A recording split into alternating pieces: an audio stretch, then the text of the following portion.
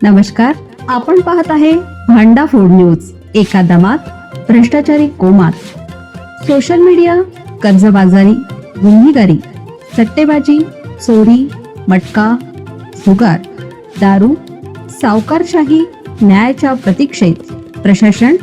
भांडाफोड news, एका दमात भ्रष्टाचारी कोमात। बीएसएफ आसाम रायफलमध्ये नोकरीच्या आमिषाने 3.78 लाखाचा गंडा।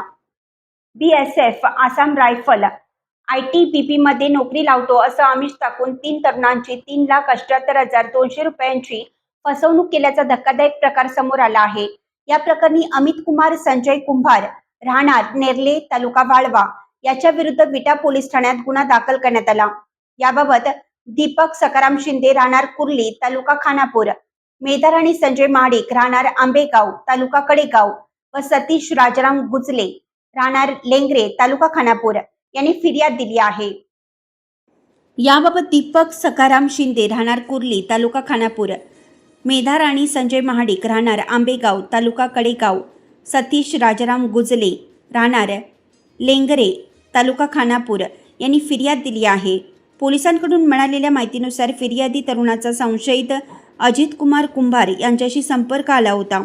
त्यांनी आपण सैन्यात अधिकारी असल्याचं भासवले, तसेच सैन्य भरतीचा विशेष कोटा आपल्याकडे असून त्यातील सर्व आर्थिक व्यवहार आपणच पाहतो असं सांगून या तिघांचा विश्वास संपादन केला। संशयिताने या तिघांना guard board, Assam rifle, TA, ITBP आणि BSF अशा निमलष्करी दलामध्ये नोकरी लावून देण्याचं आमिष दाखवलं।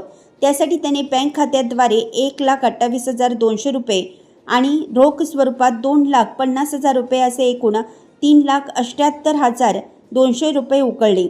मात्र दीर्घकाळ उलटूनही नोकरी न लागल्याने आणि अमित कुमारने पैशाची टाळाटाळ सुरू केल्याने आपली फसवणूक झाल्याचं तरुणांच्या लक्षात आलं।